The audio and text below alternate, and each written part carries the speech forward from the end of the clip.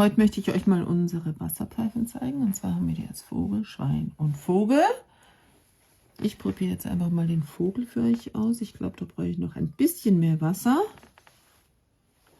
Kann ich einfach hier oben über den Kopf einfüllen. Machen wir mal. Okay, Achtung.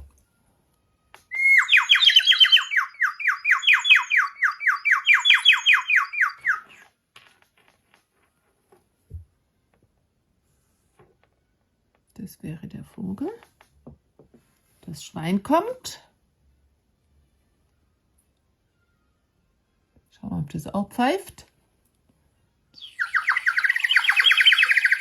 Oh, das hört sich nach zu viel Wasser an. Das probieren wir noch unseren braunen Vogel aus.